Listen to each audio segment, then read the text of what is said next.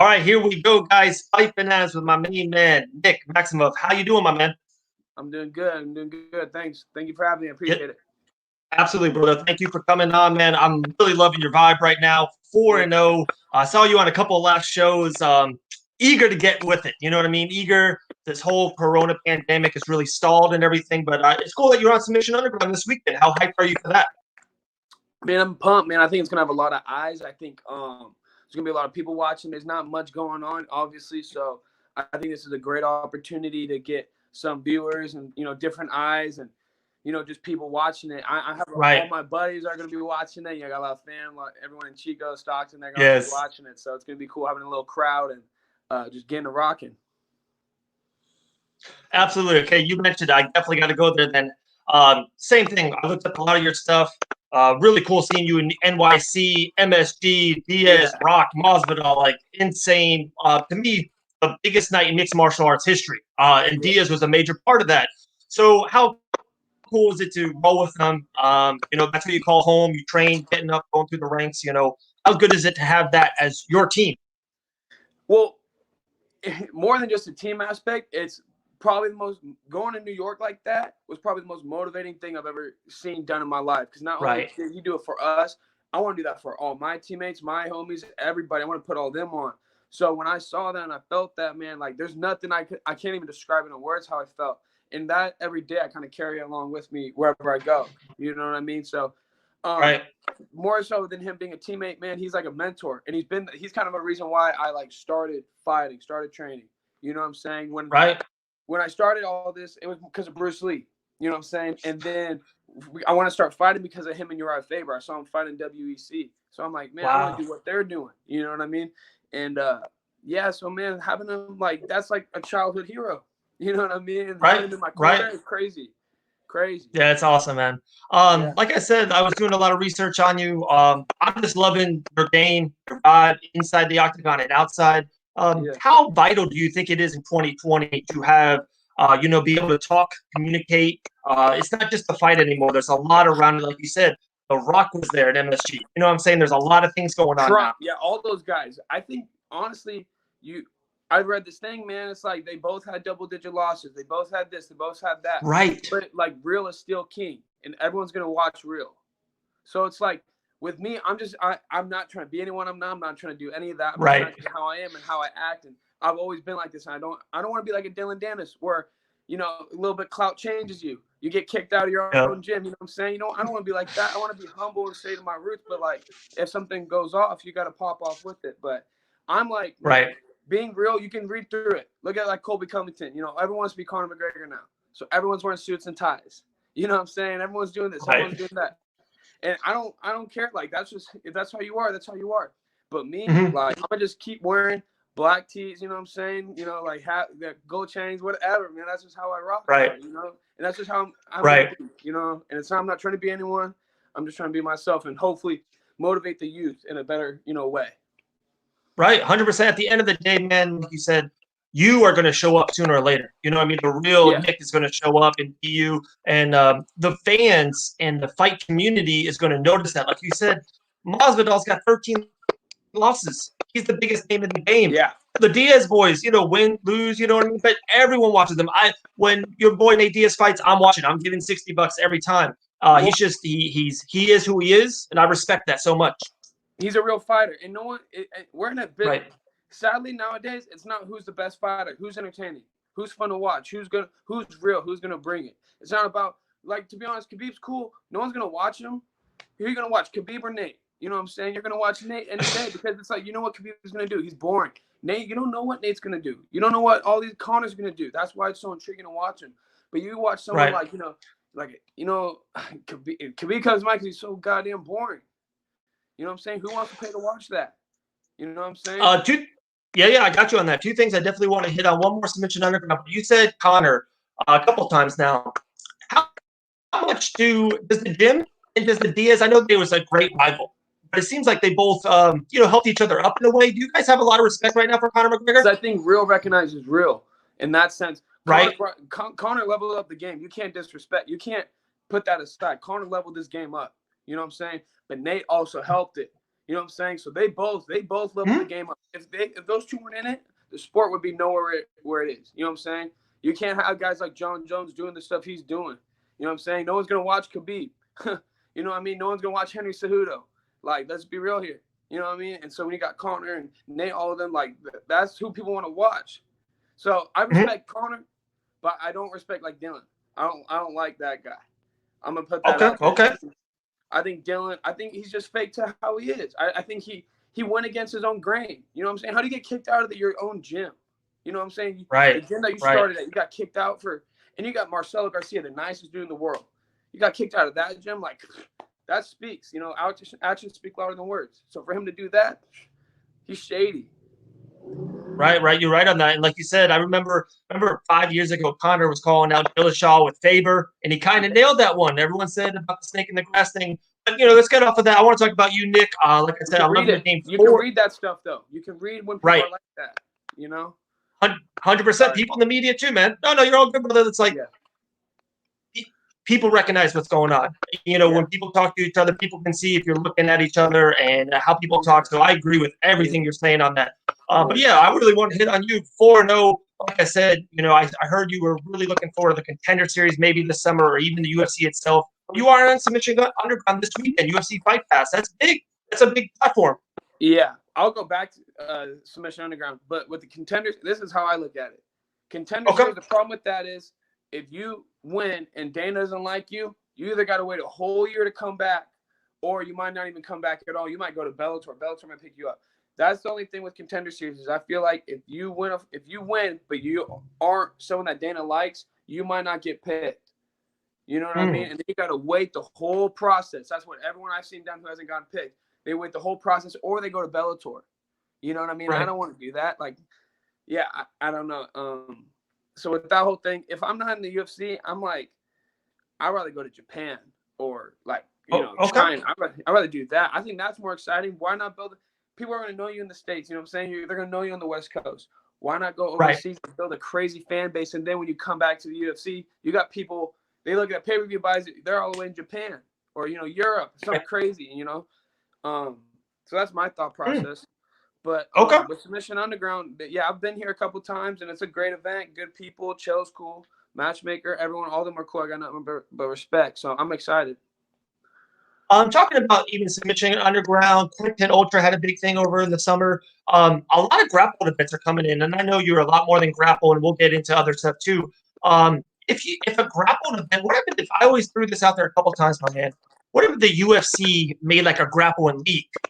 They had a lot of black belts, a lot of just, grappling people, but they also got the UFC guys in there, because maybe Nate doesn't want to wait 8 months to fight and he wants to roll for, get $25K and he could roll every 4 or 5 months, even yourself.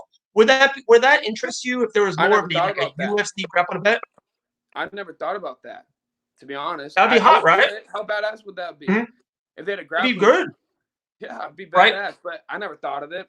Me personally, I always thought UFC is just fighting. So if UFC had a grappling league, that'd be crazy. That'd be awesome. I'll do that in a heartbeat. Why not? Because what if you're on the sidelines or whatever, people don't want to fight this and that. You go grapple, make a few, bands, and then like next thing you know, you're fighting again. And grappling, you usually don't typically get hurt unless you get like in a heel hook and then you're just not tap. You don't tap or something. Then that's obviously the case. But like if it's a jiu-jitsu match and something's happened, it's like I'm not gonna be stupid. It's a career. Right. That's awesome. That's cool. Oh, yeah. Talking about the career, like I said, 4-0, light heavyweight division. Who are a couple of fighters that past or present that you think you might fight like? Or are you just a new breed, someone that the game hasn't seen before? Or you'd be like, hey, I'm a little bit of this guy and this guy? This is how I like to describe it. Exactly. I like to say I like to find things in John Jones, Nate Diaz, George St. Pierre, Anderson Silva. And I want to put in like a little box and just try to rumble it and just whatever happens. But I don't want to the problem is if you focus on one style, obviously in this game, you're going to be done. You won't even make the top 15 anymore. But if you can find people you like and mimic them and it works for you, why not do it? Why not? So that's how I like to do it. Wow. That's a good box. Yeah. So that's fine. GSP, Jones, Silva. That's a great box. Your boy Diaz. Is there someone in the light heavyweight division right now that you think, let's just call it out, top 10, top 12, top 15 guy that you're like, man, in the cage right now, 23 years old, right? 23? 22. 22, man. Like, you're so young. You got such a bright future in front of you. Is there someone in the game right now that you think you can take care of? Hopefully all of them. Hopefully beat them all. But, you know, I don't know. Time will tell. I want to – that's why I want to get in the UFC is to test myself. That's why this weekend I want to go against the black belt to test myself. I don't find a whole lot of satisfaction when I beat someone that I know I can beat or someone that you know what I'm saying? I don't find that good. I want to go against like the top best guys in the world. That's why I want to be in the UFC. Right. More so than the money. But if I went to, you know what I'm saying, overseas, it's like that's a money move. Let's be real. UFC, you got to you're find the best, you know. So. Absolutely, my man. You were saying something about the UFC and about you, but like you said, you're 22 years old. Are you a little bit hesitant to get in already, and then you're already facing the best of the best, or would you rather kind of year up, 23, 24, get a couple fights, even like you said, go overseas, come back 8-0, 25 years old in your prime? Are you ready to go right now? I mean, I think it'd be badass to go. I'm ready to rock right now, but I think about that all the time. Like, am I right? This or that? You always have those doubts, but I think once you get rid of the doubt, it helps a lot. But I train hard. I train with the best, so it's kind of like, I don't know. If I got a call to fight this Saturday, I take it in a heartbeat. You know, don't get me wrong. Yeah. But at the same time, I always talk about it with people. You know, like just get some experience. But at the same time, I'm like, I'm killing all these dudes for a reason.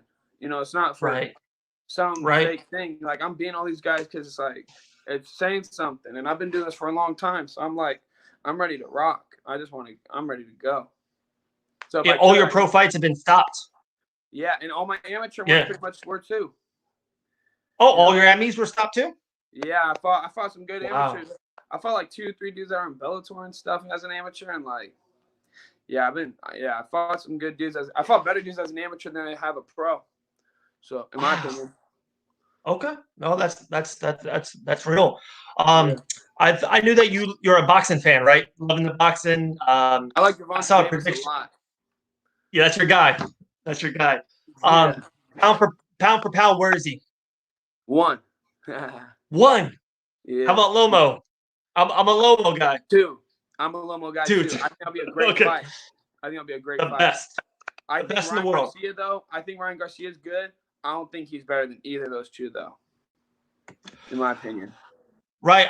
I love Lomo's game. Like, as a boxing fan myself, he's the fighter. When he fights on a Saturday, I'm watching. Yeah. To me, he's my favorite fighter to watch. I love him inside that ring. I like him a lot. I like Lomo a lot. I respect him a lot. What he does, man, is the craziest workouts and stuff. Yeah, I would love to train with that dude. He's crazy. Oh, for sure.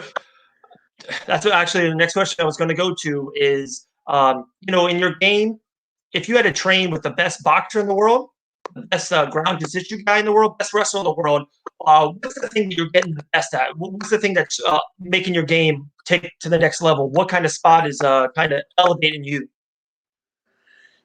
So if I were to I don't know, to be honest. If I could choose anyone though, like to be like with anyone, train with anyone that's the best, I'd choose a boxer. Right? But, man, that's a tough question. Because it's all different, you know what I'm saying? Like, it's just so different. It's crazy how different like boxing is from just wrestling, the workouts, what you do, how you exercise. It's just crazy. Yeah, I choose boxing, I think. Just because I think boxing, I've been doing jiu-jitsu and wrestling for so long. And I did karate, like taekwondo stuff when I was younger. So that kicking is kind of coming, pretty naturally. Whereas boxing, like I feel really comfortable with it lately. But it's just way more intriguing to me. Like the last couple of years, it's been super intriguing. Just watching. Yeah, it's hot. Yeah, man. It's crazy. It's cool. It's fun to watch. It is. It's on the comeback for sure right now. I really appreciate it. Heavyweights are awesome. Yeah. Who'd you have in 2? Did you have Fury or Wilder going into it? I had Fury I thought Fury won the first one. I like Fury. He did. I like Wilder a lot too, though. Don't get me wrong. I think Fury's story of how he was, mental health and everything, 3 years ago, whatever, 4 years ago, how he's just crazy, I think almost tried to commit suicide, and then now he's the best in the world. I mean, man, that's like, it doesn't get better than that. It does not get better than that. I talked to one of your guys, and he said that you were super athletic as a kid, did everything. Literally could pick up any sport or any kind of combat sports and pick it up right away. what was it? What was that first memory that you're like, hey, I want to be a UFC fighter? What was that When first memory or that where you got into it? When I transferred from the karate taekwondo gym at like 11 to the MMA gym at 12, I learned a triangle choke. And that's when I was like, damn, this stuff is cool. Like, I want to do this. And I hit a triangle choke, and I'm like, man, I want to keep learning. And that's when I knew. I remember exactly when it was. It was like January, man. And I remember exactly. I was like, man, I want to do this for the rest of my life if I can. And that was just like the number one thing. Oh, yeah, that was the craziest. It was a weird switch. It just flipped where I'm like, man, I want to do this. You know? Right. That was definitely, I was like 12 years old, I think. Yeah, that was cool. That was really cool. Wow. I got two more questions. I'm with my main man, Nick Maximov. 4-0. One of the next big things in all mixed martial arts.